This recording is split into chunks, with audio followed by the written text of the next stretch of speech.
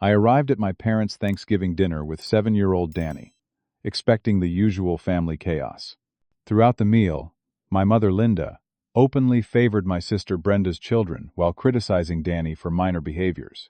When dessert came, she served everyone except Danny, claiming there was none left despite Tyler and Emma getting second slices of pie. She said Danny didn't earn it after the way he acted. He had asked one polite question during dinner.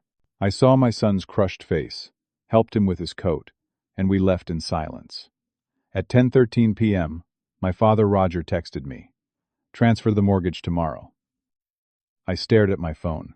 The drive home felt like it lasted forever. Danny sat in the back seat, crying quietly. I could see him in the rearview mirror, trying to hide his tears by looking out the window. My hands gripped the steering wheel so tight my knuckles turned white. When we got home, I knelt down to his level in the garage. "Danny, your grandma was wrong.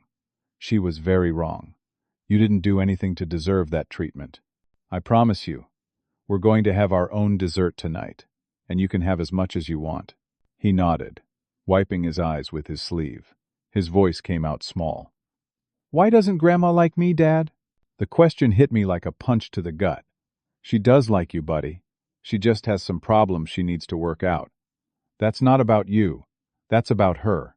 You understand?" He nodded again, but I could tell he didn't really understand. How could he? He was 7 years old. I got him ready for bed, made him hot chocolate with extra marshmallows, and let him have 3 chocolate chip cookies. We watched cartoons together until his eyes got heavy. After I tucked him in, I stood in his doorway for a long time, watching him sleep, feeling something dark and angry coiling in my chest. Once I was sure he was out, I went downstairs and sat at my kitchen table with my phone. Roger's text stared back at me. "Transfer the mortgage tomorrow."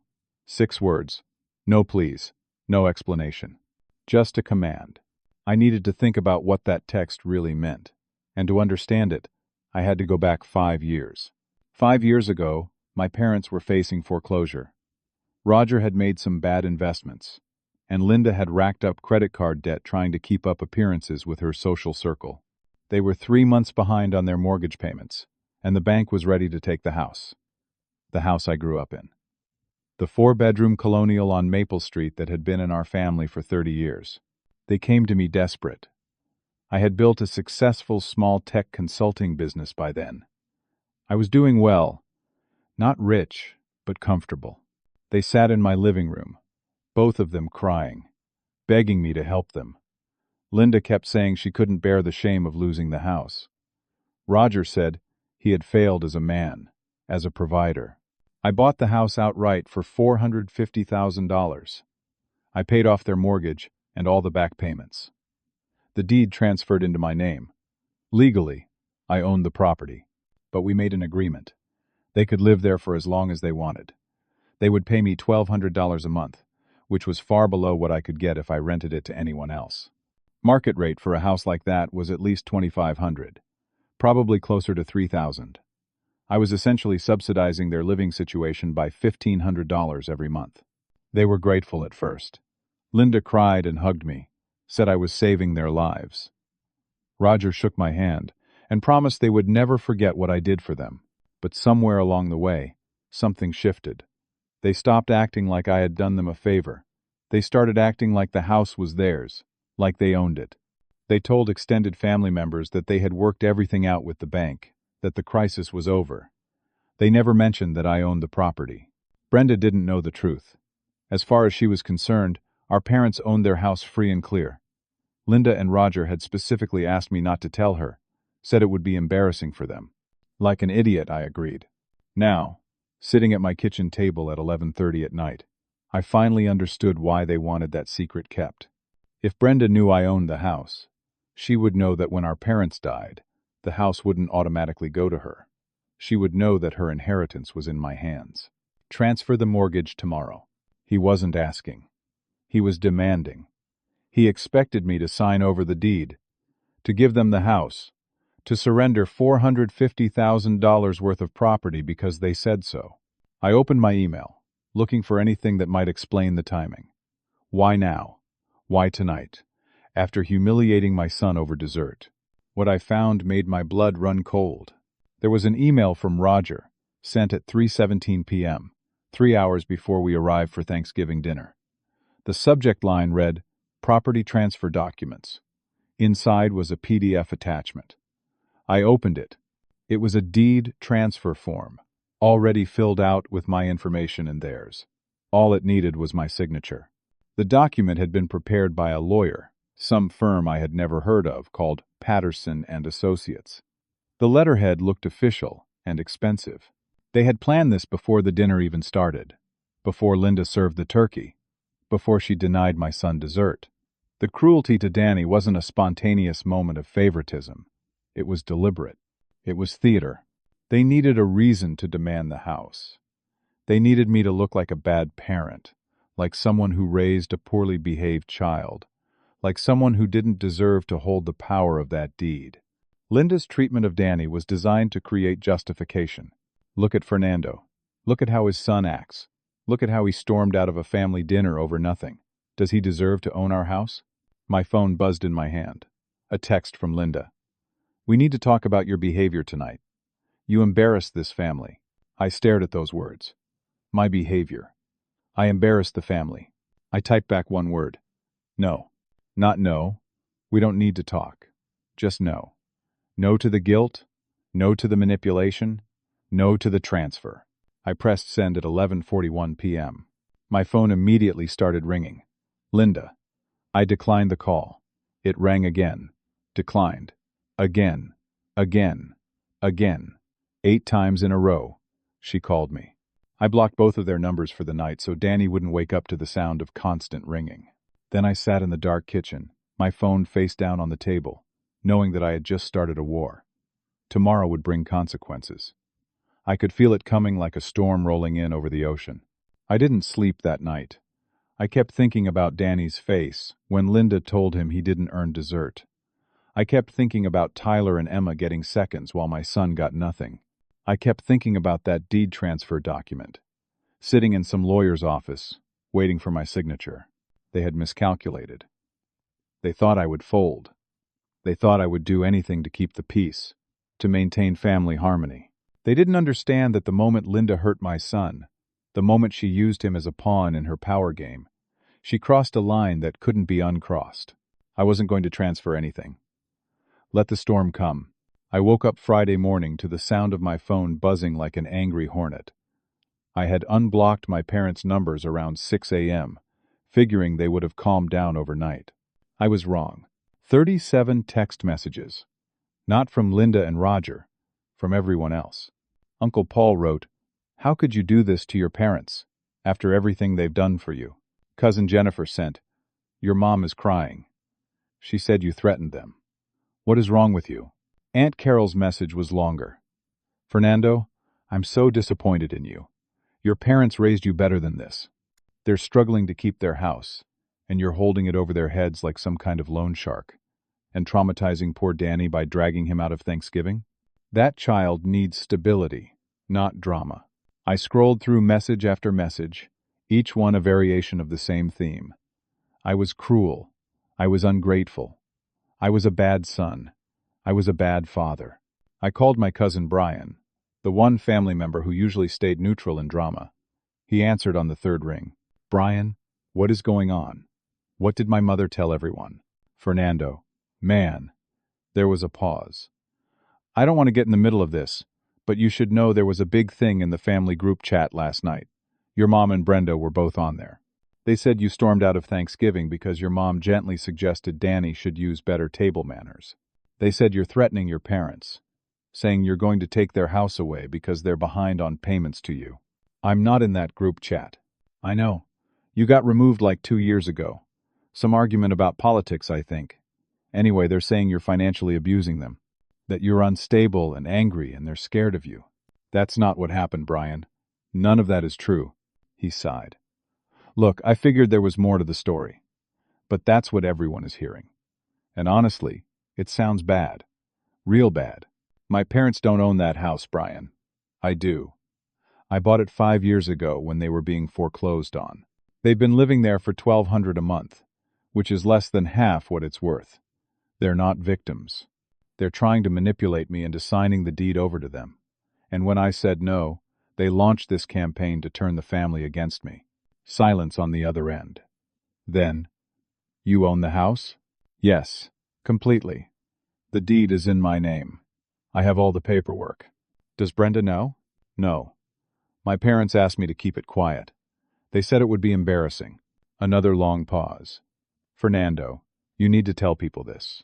You need to send proof to the family. Because right now, everyone thinks you're the villain. I know. I'm working on it. After I hung up with Brian, I started texting individual family members. I sent photos of the deed with my name on it. I sent screenshots of payment records showing every $1,200 deposit from my parents over the last 5 years. I sent copies of the foreclosure notices from 5 years ago. Most people didn't respond. A few sent short messages like, "Oh," or "I didn't know that." Aunt Carol wrote back, "Well, you should still be the bigger person. Family is family. They're your parents." That phrase, family is family, like it was a magic spell that erased all wrongdoing. Like blood relation meant I had to accept any treatment, absorb any abuse, surrender any boundary. I was in my home office, staring at my computer screen, when my business phone rang. It was Marcus, my business partner. "Fernando, we have a problem." "What kind of problem?" 3 clients canceled meetings this morning. One of them said he had concerns about our company's stability. Another said something about reading troubling reviews online. I checked our website. Someone posted 5 new negative reviews overnight. My stomach dropped. What do the reviews say? Marcus read them to me. They were sophisticated, detailed, seemingly credible. One claimed we had missed deadlines on a project back in August. Another said we had overcharged for services. A third alleged I had been rude and unprofessional during a consultation. Each review included just enough specific details to seem authentic, mentioning project types we actually did work on, client industries we served. But they were all lies. Complete fabrications. "I can trace IP addresses, Marcus. Send me the links." It took me 20 minutes. 2 of the reviews came from Brenda's home computer. 3 came from her husband Craig's laptop. They hadn't even bothered to mask their digital footprints. They were actively trying to destroy my business. I forwarded the evidence to Marcus. He swore quietly. "What are you going to do?" "I don't know yet. But this just became bigger than a family squabble." The worst blow came at 2:30 that afternoon. I drove to my ex-wife Angela's house to pick up Danny for the weekend. We had shared custody, splitting our time with him 50-50. Angela and I had divorced 3 years ago. It wasn't a bad divorce, as divorces go. We had simply grown apart, wanted different things, but we both loved Danny and worked hard to co-parent effectively. Angela met me at the door. Her face was tight, closed off. She didn't invite me inside. "Fernando, I think Danny should stay with me this weekend." "What? Why?" "Your sister called me this morning. She's concerned about Danny's well-being. She said he looked frightened at Thanksgiving, and that you dragged him out of your parents' house. She said there's some kind of situation with your family and your business, and that maybe it would be better if Danny had some stability right now while you work through things." "Angela, that's not what happened. My mother was cruel to Danny. She denied him dessert in front of everyone, told him he didn't earn it, and when I saw how hurt he was, I took him home. I didn't drag him anywhere. I protected him." She crossed her arms. "Brenda said you've been under a lot of stress. Financial stress. That you're having some kind of conflict with your parents over money. My parents are trying to take a house from me that I legally own. When I refused to hand it over, they turned my family against me. Now they're coming after my business, and apparently my custody arrangement." Angela's expression didn't change. "I know you and your family have issues, but I need to think about what's best for Danny. Maybe you should take some time to work on yourself, get things settled, before your next visit." "Work on myself?" "Angela, I didn't do anything wrong. I protected our son from his grandmother's cruelty." She started to close the door. "I'll call you next week. We can talk then." "Wait. Can I at least say goodbye to Danny?" She hesitated. "He's taking a nap right now. I don't want to wake him." The door closed. I stood on her porch, staring at the white painted wood, feeling like the ground was collapsing beneath my feet. Through the front window, I could see Danny. He wasn't napping. He was sitting on the living room couch, playing with toy cars. He looked up and saw me. His face lit up and he started to wave. Angela appeared, gently turned him away from the window, and closed the curtain. I walked back to my car on numb legs, sat in the driver's seat, gripped the steering wheel. What started as a Thanksgiving dinner conflict had infected every part of my life. My extended family thought I was an abuser. My business was being sabotaged. My ex-wife was questioning my fitness as a father. My mother's cruelty to Danny over a slice of pie had become a weapon to take everything from me. I sat outside Angela's house for a long time, watching the curtained window, thinking about how quickly everything could fall apart, how easily lies could spread, how much power a family had to destroy one of their own. But mostly, I thought about Danny, sitting on that couch, waving at me through the window, not understanding why he couldn't come home with his dad. That image burned itself into my memory. My son, on the other side of glass, kept from me by people who claimed to care about his well-being. I started the car and drove home, alone. Saturday morning, I was drinking coffee in my kitchen when someone knocked on my door. I opened it to find a courier holding a clipboard and a thick manila envelope. Fernando Castillo? That's me. Sign here, please. This is certified mail. I signed without thinking, took the envelope, closed the door. The return address was from Patterson and Associates, the same law firm that had prepared the deed transfer document. Inside was a lawsuit. I stood in my entryway, reading legal documents that accused me of elder financial abuse. Roger and Linda were suing me for coercion, claiming I had manipulated them 5 years ago when they were vulnerable and scared. They alleged I had pressured them into signing over their house, taken advantage of their financial crisis, and now held their home hostage while charging them excessive payments. They were seeking full ownership of the property transferred back to them, plus $100,000 in damages for emotional distress. The lawyer listed on the documents was Gerald Patterson, partner at Patterson and Associates. I looked up the firm online. Big office in downtown. Expensive. The kind of lawyers who charged $500 an hour. Where were my parents, who supposedly couldn't afford their mortgage payments, getting money for lawyers like this? I called Marcus. Do you know anyone in Brenda's family? Her husband's family? Craig's dad died about 6 months ago, I think. Why? Did he leave Craig money? I heard it was a lot. Like inheritance money. 200,000, maybe more? There it was. Brenda and Craig were funding the lawsuit. This wasn't about my parents needing their house. This was about Brenda positioning herself to inherit the property. If Roger and Linda owned it, they could will it to her. Cut me out entirely. The house was worth $450,000. That was life-changing money. I found a lawyer that afternoon. His name was Scott Reynolds, a guy who specialized in family law and property disputes. His office was modest, nothing like Patterson and Associates, but he came highly recommended by a business associate. Scott was in his 50s, gray hair, sharp eyes behind wire-rimmed glasses. He read through the lawsuit while I sat across from his desk, waiting. Finally, he looked up. This is garbage. Complete garbage. Do you have documentation proving you purchased the house? Everything. Deed, purchase agreement, payment records, the original foreclosure notices. Then you'll win this case. It might cost you $70,000 to $90,000 in legal fees, and it'll take months of your time and energy, but you'll win. $70,000 to $90,000. I felt sick. There's something else, I said, and told him about the fraudulent reviews, the family smear campaign, Brenda contacting Angela. Scott leaned back in his chair. They're trying to pressure you into giving up. The lawsuit is a weapon. They want you to look at the legal fees and the time commitment and the family fallout and decide it's not worth fighting. They expect you to surrender. What if I do fight? Then you need to be prepared for them to escalate. People who file frivolous lawsuits like this don't usually stop at one tactic. They'll look for other pressure points. Your business. Your custody situation. Anything they can use. My custody situation might already be compromised. Scott frowned. Explain. I told him about Angela's phone call. Brenda's contact with her, the denied visitation. That's more serious.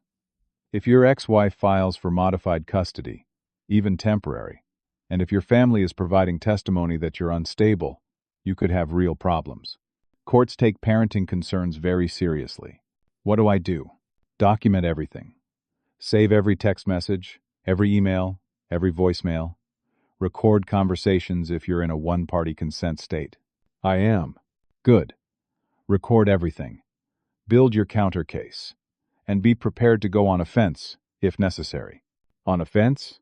If they've committed fraud, if they've defamed you, if they've made false statements, you can sue them back. Make them defend themselves, instead of just attacking you. I left Scott's office feeling slightly more grounded but also terrified. The numbers kept running through my head. $70,000 to $90,000 in legal fees. Months of fighting. Business disruption. Potential custody loss. Sunday evening, my phone rang from an unknown number.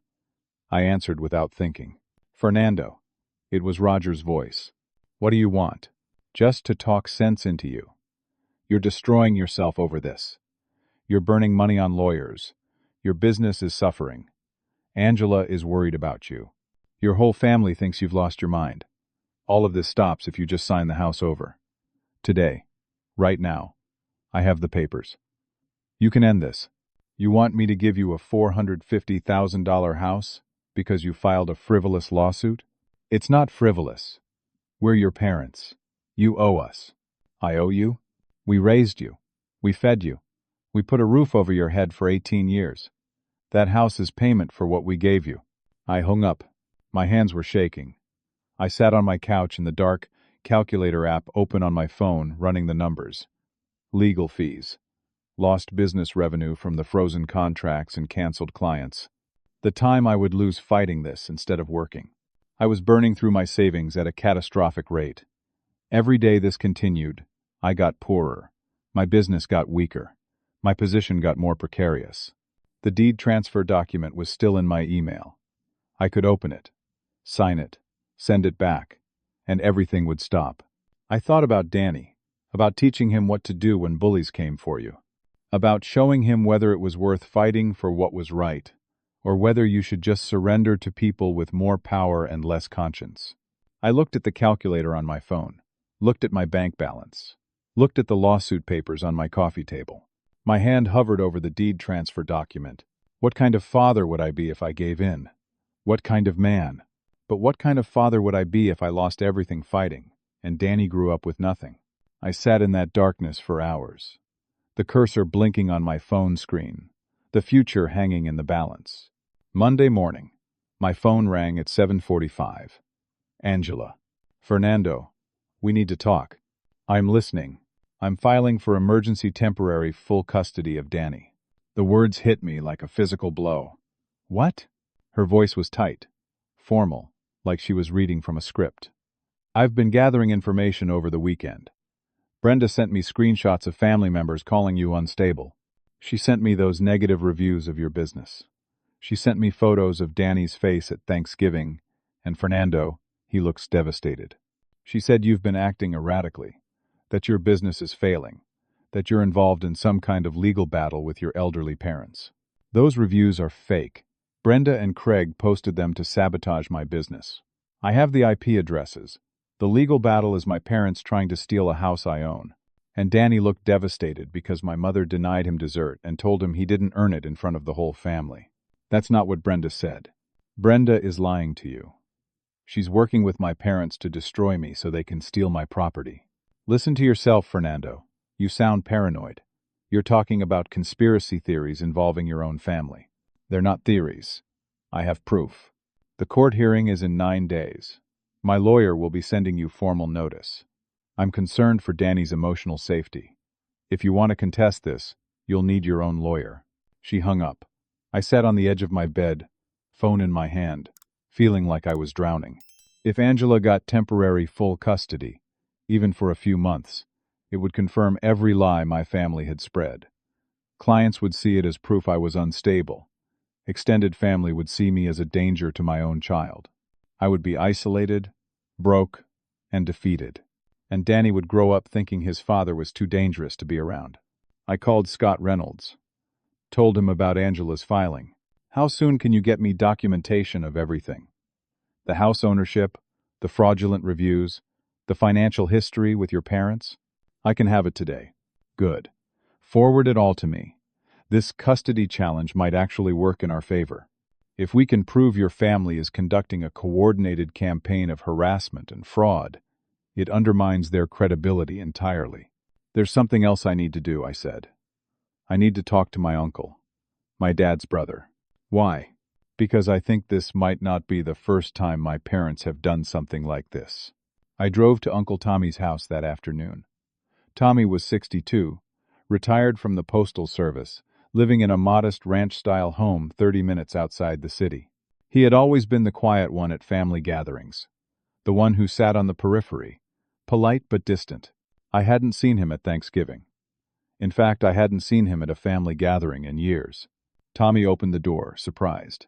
"Fernando, is everything okay?" "No, Uncle Tommy, it's not. Can we talk?" He let me inside. His house smelled like coffee and old books. We sat in his living room, and I told him everything.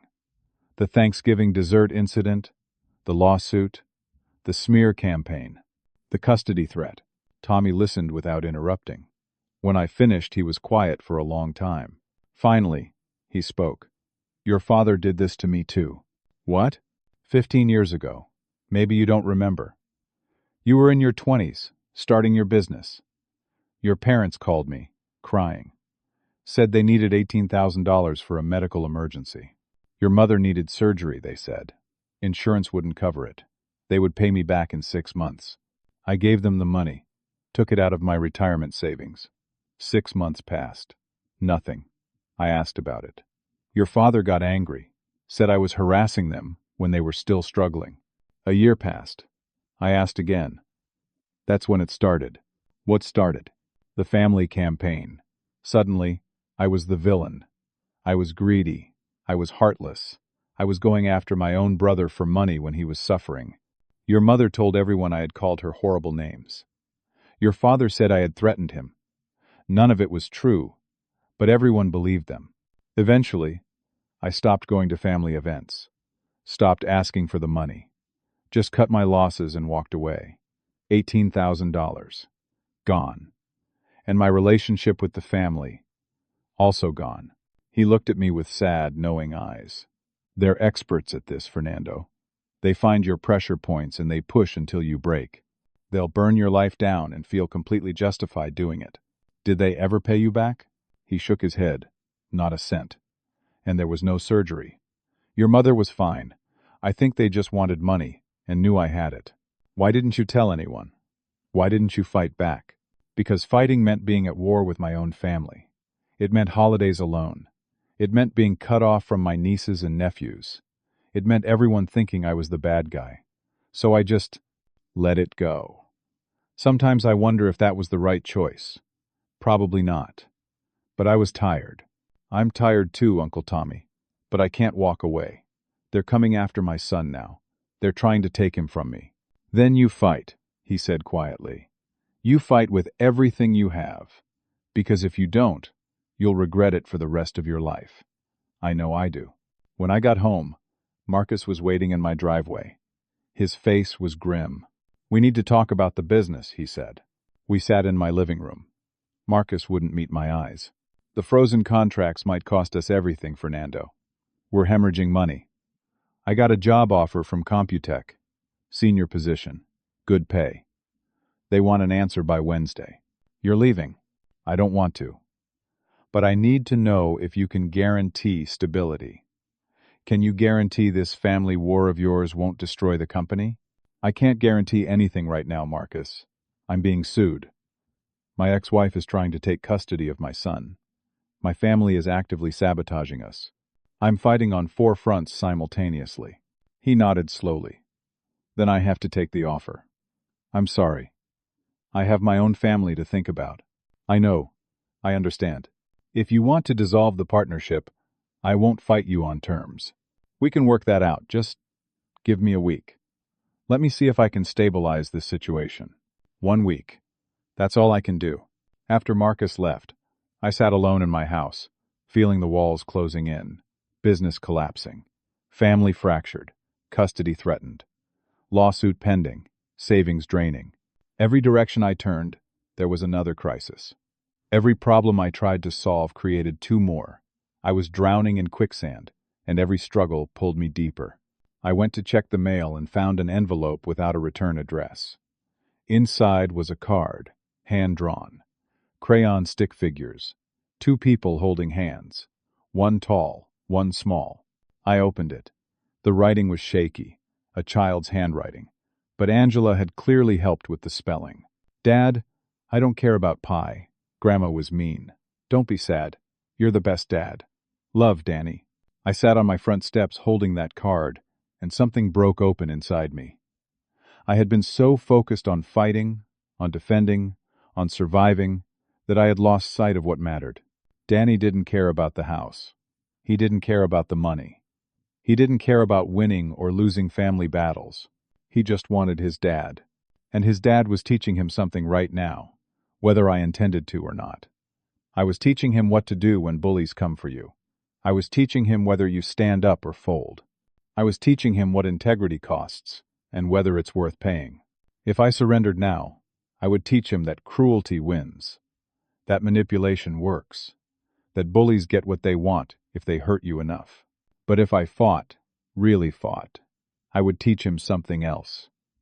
That some things are worth losing everything for. That protecting yourself and the people you love is more important than keeping peace with people who hurt you. That you don't negotiate with people who use children as weapons. I looked at Danny's card again. You're the best dad. I made my decision. I called Scott Reynolds. Go full offensive. I want every document, every text message, every financial record exposed. I want to countersue. For defamation, for fraud, for harassment. I want them defending themselves instead of attacking me. Do whatever it takes. This will get expensive. I know. Do it anyway. It might get ugly. It's already ugly. Let's finish it. I hung up and sat on my steps, holding my son's card, watching the sun set over my neighborhood.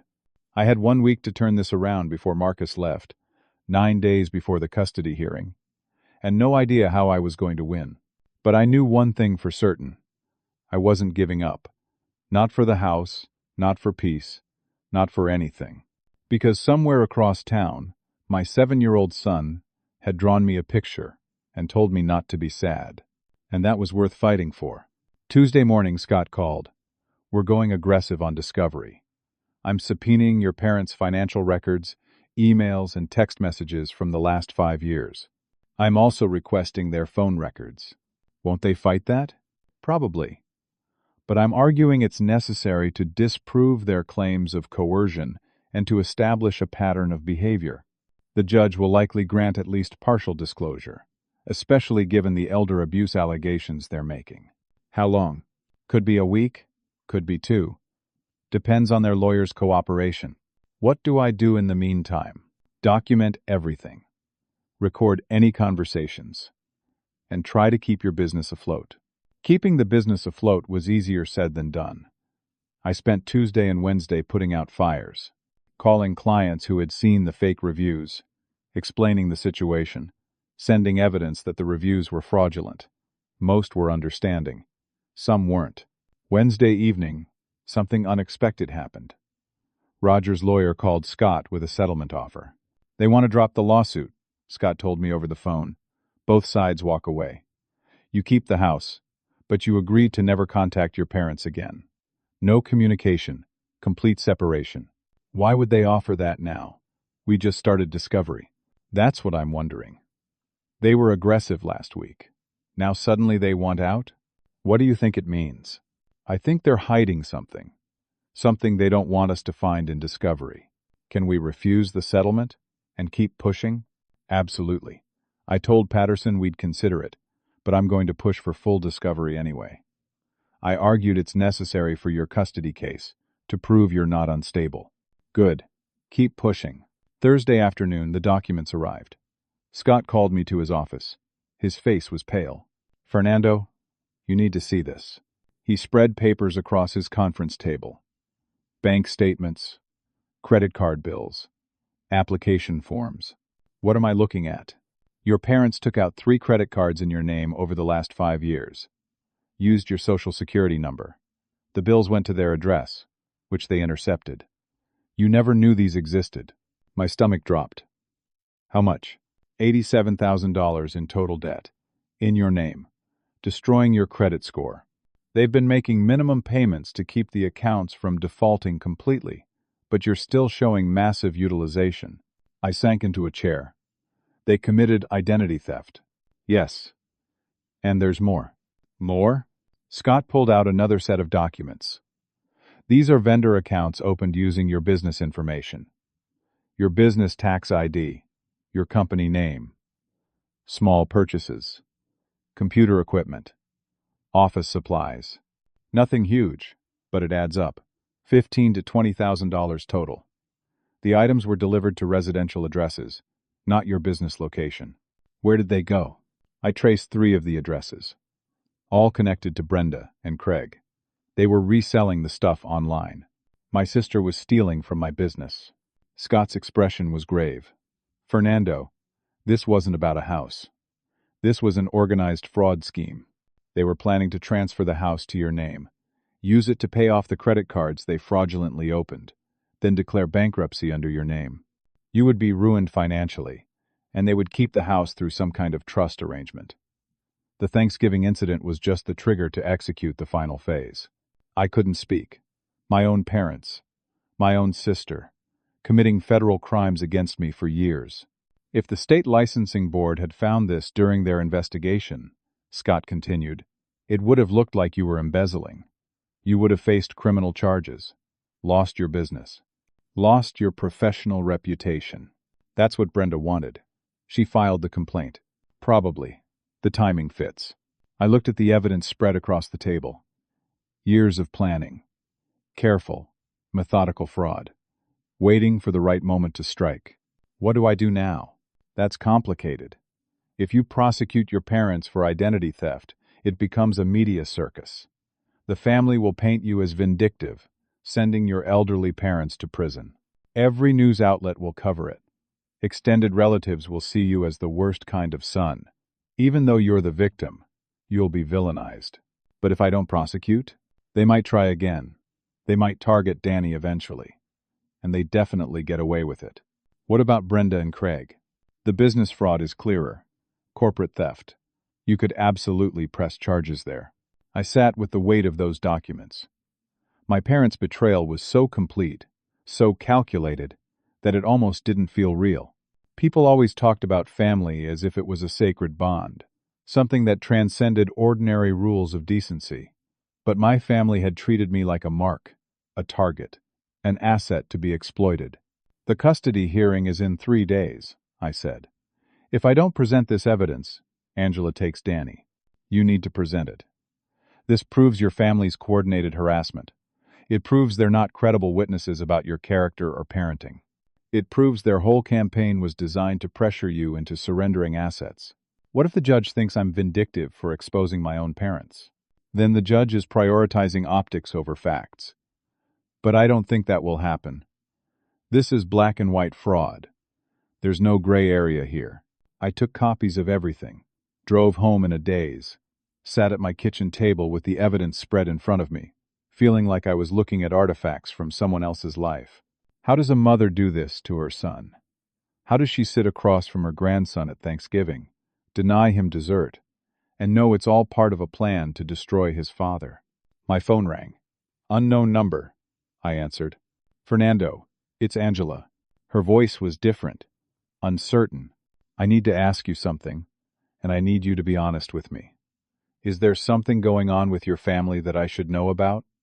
Something bigger than what Brenda told me? Yes. There's a lot going on. Why? Brenda called me again today. She was pushing really hard for me to testify at the custody hearing. She kept telling me exactly what to say, like she was coaching me. It felt wrong. She kept saying Danny told me he was scared of you. But Fernando, Danny never said that. She was putting words in my mouth. I have evidence, Angela. Evidence that my parents and sister have been committing fraud against me for years. Evidence that this whole campaign against me is designed to steal my property. I'm sending it to you right now. I forwarded everything. The credit card statements, the vendor accounts, the deed ownership, the payment records, all of it. 10 minutes later, she called back. Her voice was shaking. Oh my God, Fernando, I'm so sorry. I thought Brenda was concerned. I didn't know she was part of this. She's been coordinating with my parents. They're using you. They want you to take Danny so it looks like I'm an unfit parent, which supports their narrative that I don't deserve to own the house. I'm withdrawing the custody filing. Right now. I'll call my lawyer tonight. Thank you. For what? For fighting back instead of just giving up. Danny needs to see that. After we hung up, I sat in the dark kitchen, finally allowing myself to feel something other than panic. One front had just closed. Angela was no longer a threat. She was becoming an ally. But the custody hearing was still scheduled. The lawsuit was still active. The business was still bleeding money. And somewhere out there, my parents and sister were realizing that their scheme had been exposed.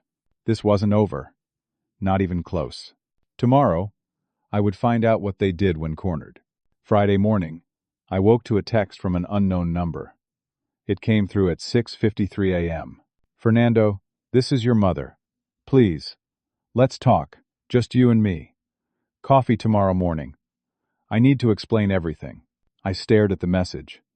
After everything, she wanted to meet. Alone. I showed the text to Scott over the phone. What do you think? Could be a trap. Could be genuine. Hard to say. I can record conversations in this state, right? Single-party consent? Yes. If you're part of the conversation, you can legally record it without her knowledge. Then I'm going. I need her confession on tape. Be careful. If she senses you're recording, she'll shut down. And don't go anywhere private. Public place. Witnesses around.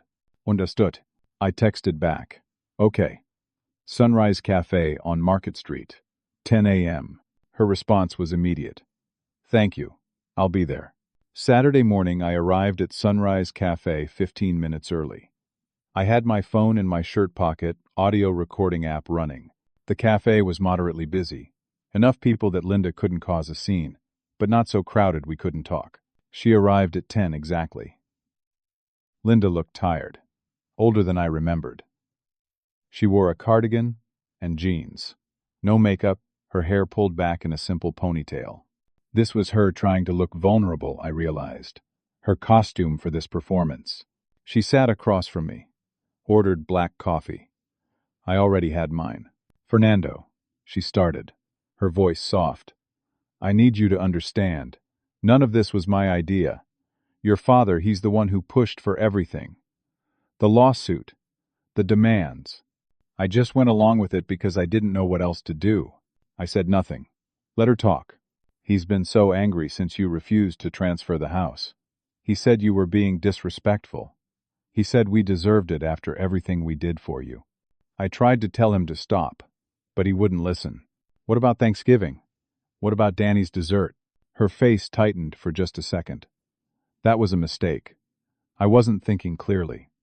Brenda kept saying Danny needed more discipline, that you were too soft on him, and I just reacted. I'm sorry. You told him he didn't earn it. You served Tyler and Emma seconds, and told my son he didn't earn dessert. I was wrong. I know I was wrong. I want to make it right. How? She leaned forward, tears welling in her eyes. Drop the investigation. Drop the fraud accusations. Let's just go back to how things were.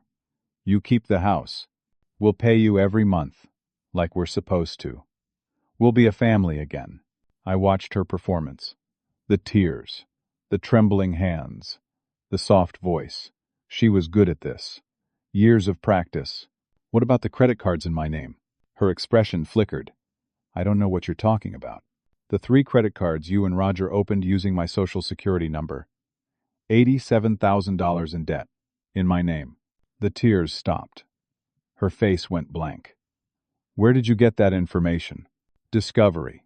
Scott subpoenaed your financial records. Long silence. Then Linda's whole demeanor changed. The vulnerability vanished. Her voice went flat and cold. You owe us. We raised you. We fed you. We put clothes on your back. That money was our return on investment. You were supposed to take care of us forever. That's what children do. By committing identity theft, by recognizing their obligations, by honoring their parents. You think 18 years of raising you was free? You think you don't owe us for that? I kept my voice steady, knowing the recording was running. What about Danny? What was he supposed to owe? That child is disrespectful, like his father. Brenda's children know their place. They understand family hierarchy. Tyler says yes ma'am and no ma'am. Emma helps without being asked. Danny questioned me at dinner. He looked at me like I was wrong. He asked you to pass the salt. He questioned my timing. He interrupted conversation. If you had taught him to respect his elders, none of this would have happened. So you punished him, used him as a pawn. I taught him a lesson about consequences. The cruelty in her voice was breathtaking. This wasn't anger. This wasn't even manipulation. This was ideology. In Linda's worldview, children were property. Respect meant obedience. Family meant control. I thought about Danny's face when she denied him dessert. The confusion, the hurt, the humiliation. What happens tomorrow? I asked. Tomorrow? At the custody hearing. Linda smiled. It was the coldest smile I had ever seen. Tomorrow, Angela testifies that Danny told her he's scared of you. Brenda coached her on what to say. If you fight us, you lose your son forever. But if you sign the house over today, right now, Angela withdraws the filing. My heart sank. Angela withdraws? But Angela already told me she was withdrawing. I kept my face neutral. You coordinated with Angela? Brenda handled that. She's very persuasive. Angela knows what's best for Danny. Stability. And right now, you're not stable. You're at war with your entire family. You're facing lawsuits. Your business is failing. What judge would give custody to someone like that? But I had evidence now. I had Linda's confession on tape. I had proof of the fraud. Angela knew the truth. Unless Linda was lying, unless Angela hadn't really withdrawn the filing, unless this was one more layer of manipulation. My phone buzzed in my pocket. I couldn't check it without revealing the recording. But I saw Linda glance at her watch. 10:37. I need your answer, Fernando. Sign over the house today, and this all stops. Keep fighting, and tomorrow you lose everything. I stood up. I'll think about it. You have until 5 p.m. After that, the deal expires. I walked out of the cafe, got in my car, and immediately checked my phone. The buzz had been from Marcus. State Licensing Board dropped the investigation. Complaint withdrawn. Why now? I called Scott. The custody threat is the final play. They don't need the business attack anymore. They're consolidating weapons. Scott was quiet for a moment. Did you get the recording? Every word. She admitted to the identity theft, justified it as return on investment, admitted to using Danny as a pawn, admitted Brenda coached Angela. That recording might be the most important piece of evidence we have. Get it to me immediately. And Fernando? Yeah? Angela did withdraw the filing. I confirmed it with the court this morning. Your mother was lying about tomorrow. So there is no hearing? There is. But it's just procedural. Angela's withdrawal. You'll both appear, confirm the agreement, and it's dismissed. Why would my mother lie about that? Because she doesn't know Angela withdrew. She's still operating on old information. The plan was probably set in motion days ago, before Angela saw your evidence. Your mother doesn't realize she's already lost that weapon. I sat in my car, processing that. My mother's final trap had already been dismantled. She was threatening me with something that no longer existed. What's her next move going to be? I don't know.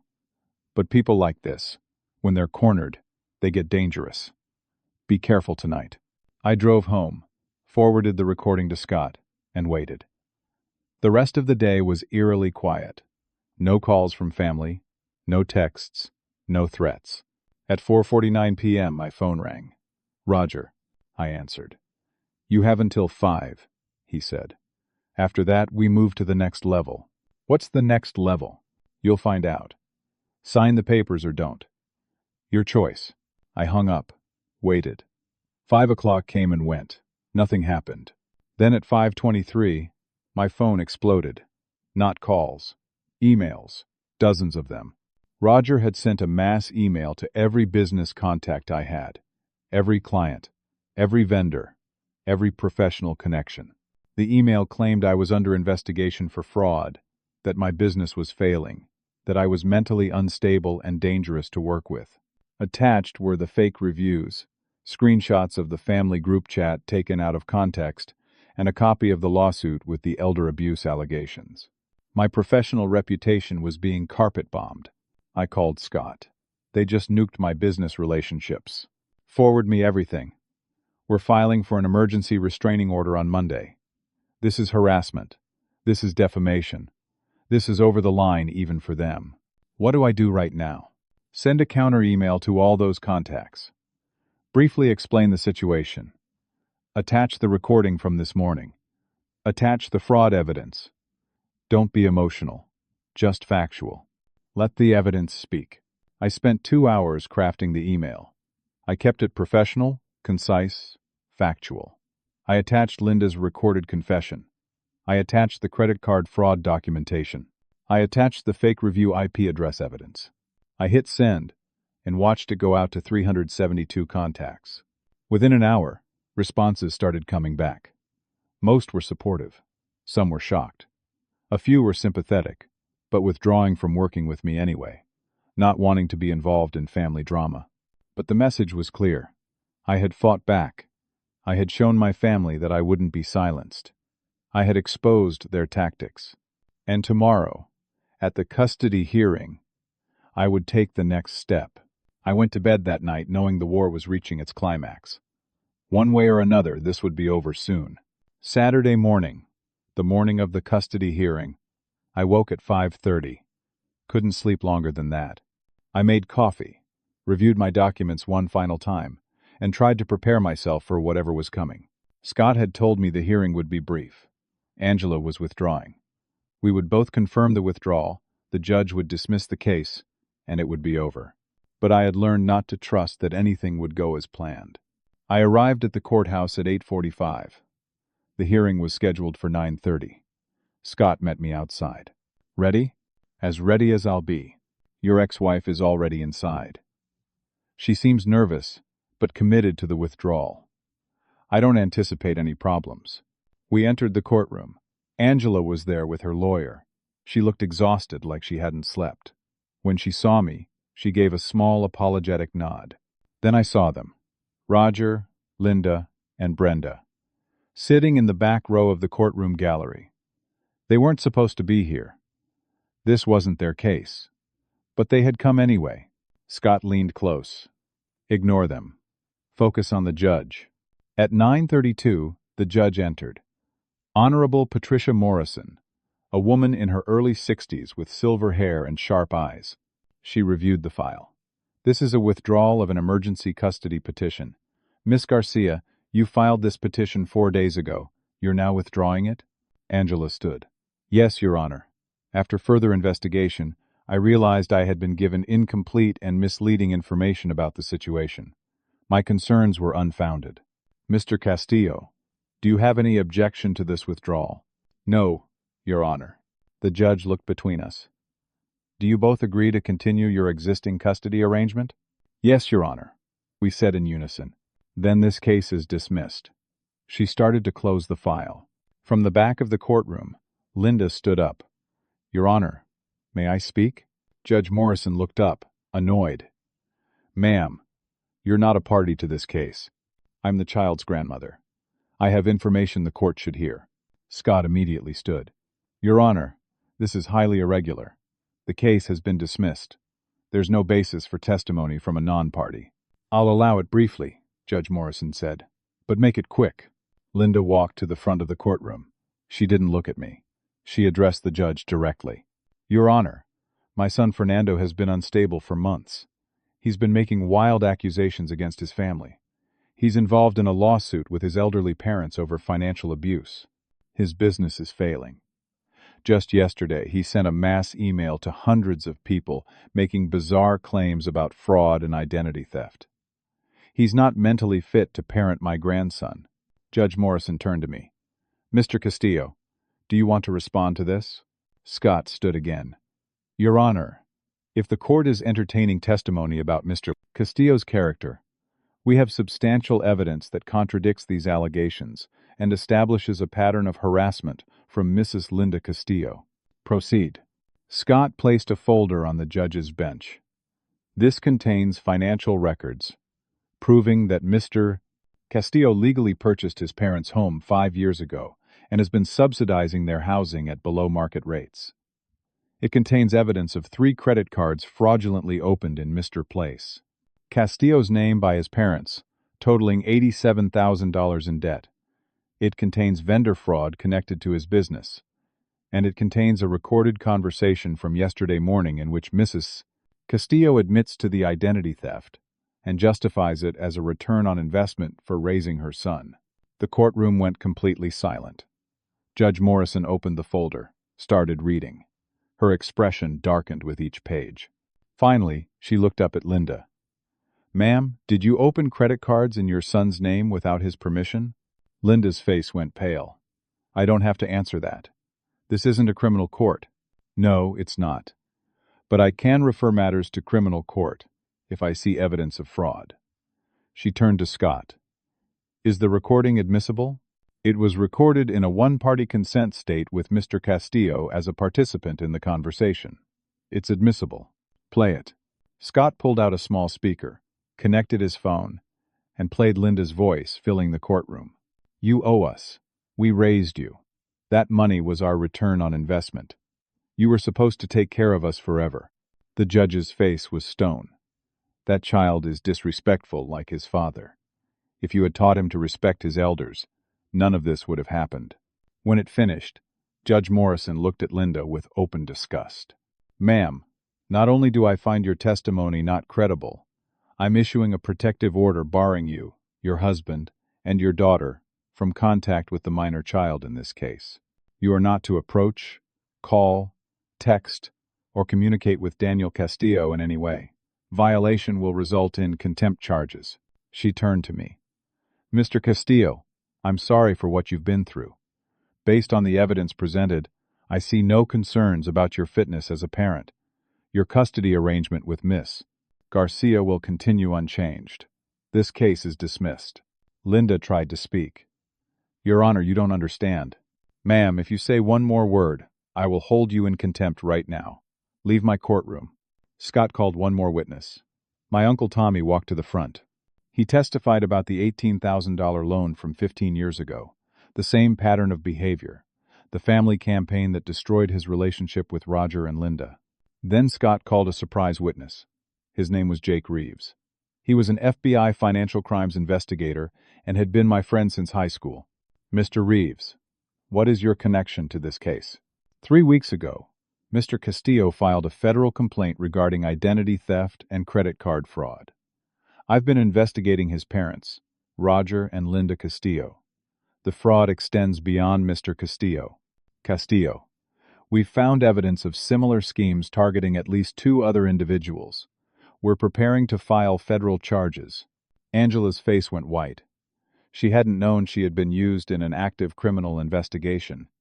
Her lawyer whispered urgently in her ear. Judge Morrison called a recess. Angela's lawyer requested to speak with Scott. In the hallway, Angela approached me. Fernando, I'm so sorry. I had no idea how bad this was.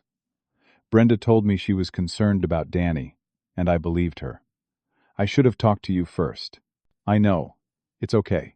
When we returned to the courtroom, Angela formally withdrew her petition in writing and proposed that we continue our shared custody arrangement exactly as it had been.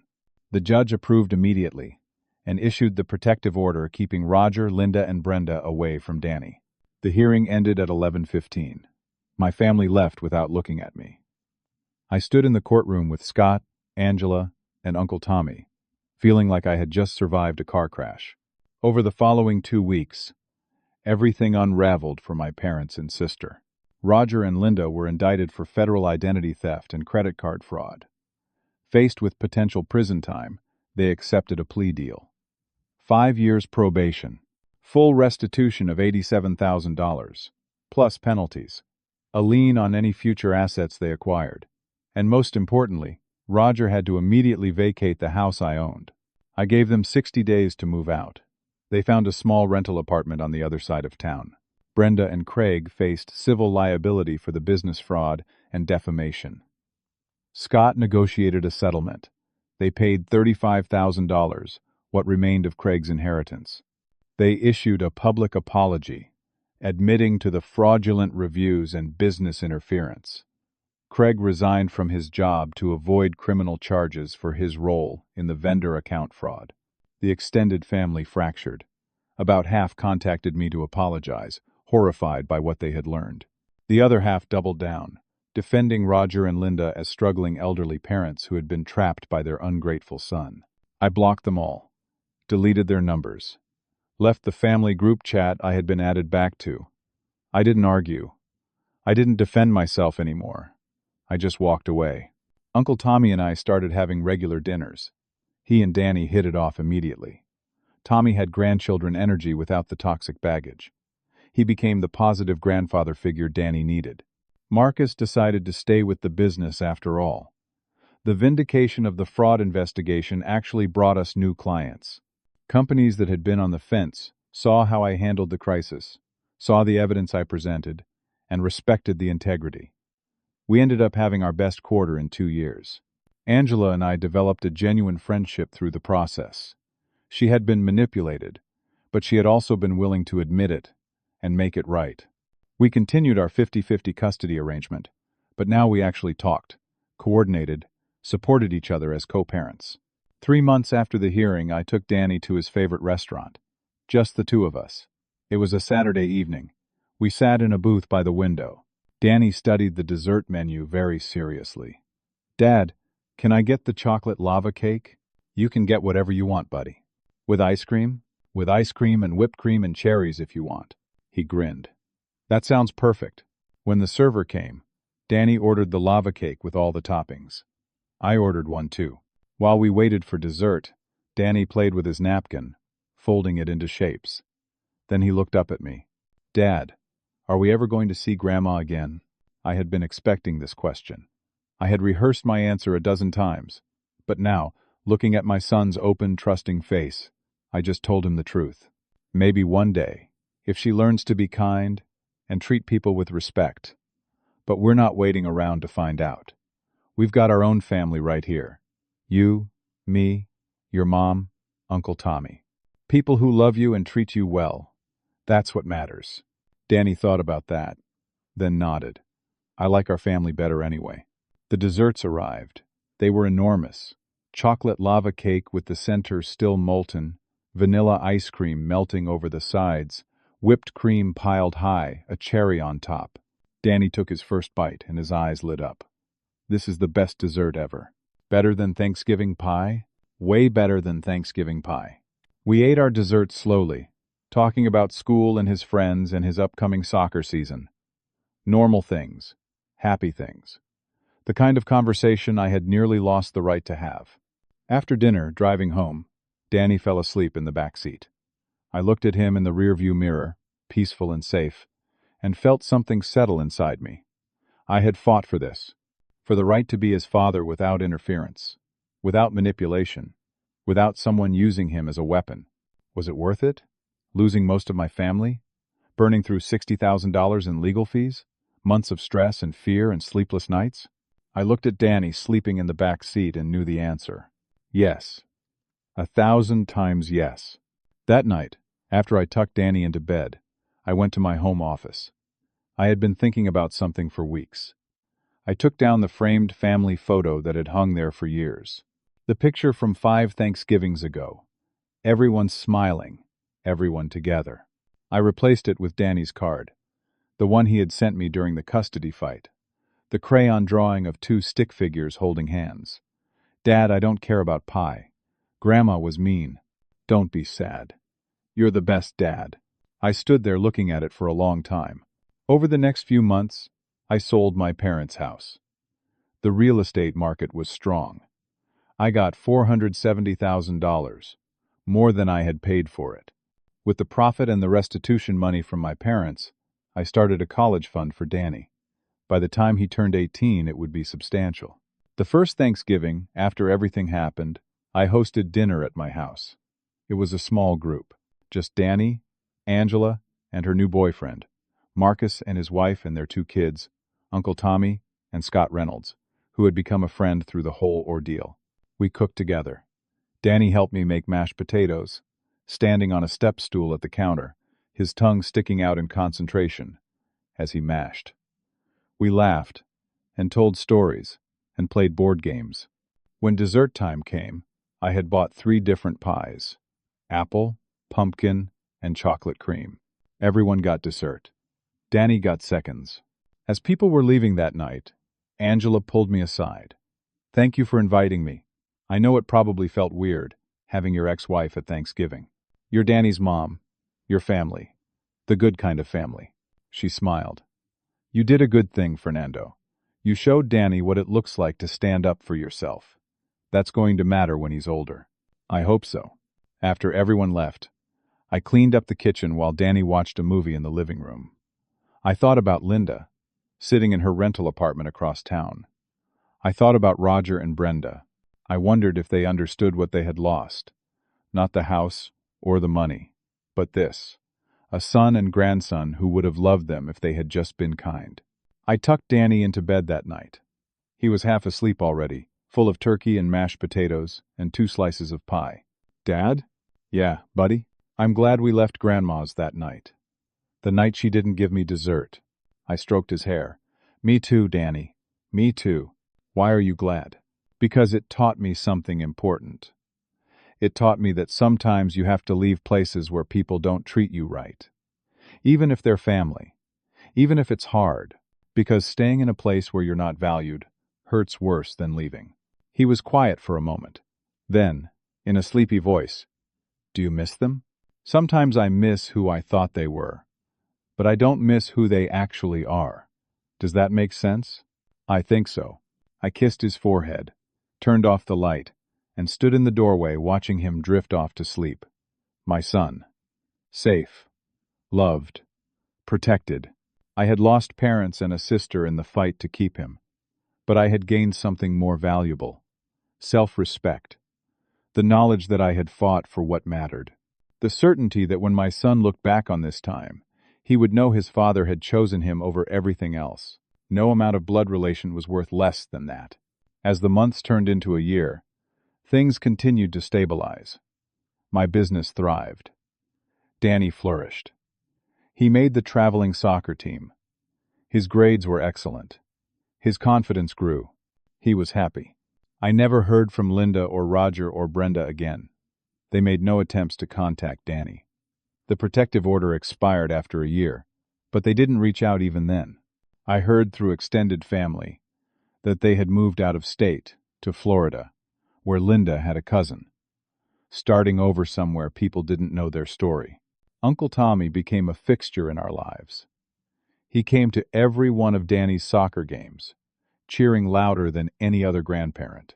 He taught Danny to fish, to build model airplanes, to appreciate old westerns. He gave Danny the grandfather relationship he deserved, one based on love and respect rather than control and manipulation. One evening, almost 2 years after that Thanksgiving, I was sitting on my back porch watching Danny play in the yard. My phone rang. Unknown number. I almost didn't answer. "Hello? Fernando?" It was Linda's voice. Small. Uncertain. I said nothing. "I know I'm not supposed to call. I know you probably don't want to hear from me. But I wanted you to know that I've been in therapy for over a year now. I'm working on understanding what I did. Why I did it. Okay. I'm not asking you to forgive me. I'm not asking for a relationship. I just wanted you to know that I understand now. I understand that I was wrong. About everything. About how I treated you. About how I used Danny. About what I thought family meant." I listened to her breathe on the other end of the line.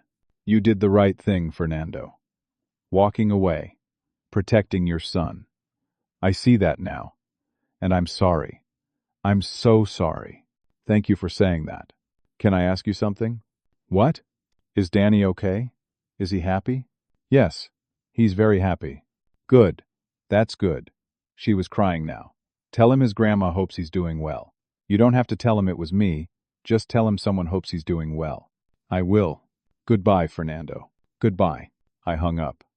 Sat there for a long time, watching Danny chase fireflies in the dimming light. I didn't know if Linda's apology was genuine. I didn't know if she had really changed. It didn't matter. The protective order was expired, but I wasn't going to reopen that door. Not now. Maybe not ever. But I did tell Danny that night, as I tucked him in, that someone had called to say they hoped he was doing well. Who? He asked. Someone who made mistakes, but is trying to do better. Oh, okay. He accepted that without question, and fell asleep minutes later. I stood in his doorway one more time, as I had done countless times over the past 2 years, watching him breathe, grateful for every peaceful moment. Grateful that I had fought. Grateful that I had won. Not won the house or the money. Those were just things. I had won the right to be Danny's father without interference. The right to teach him my values instead of someone else's. The right to show him that love means protection, not control.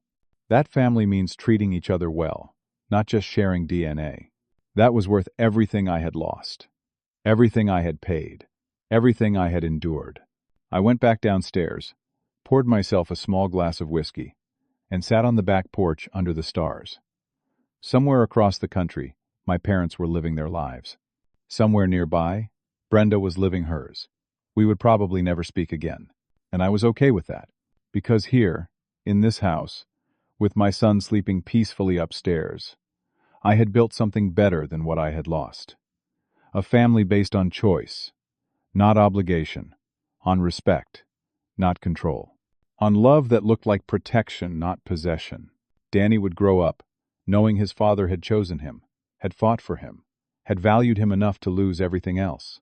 And when he was older, when he faced his own difficult choices about relationships and boundaries and what family really means, he would have this story, this example, this proof that standing up for yourself and the people you love is worth the cost. That was my gift to him.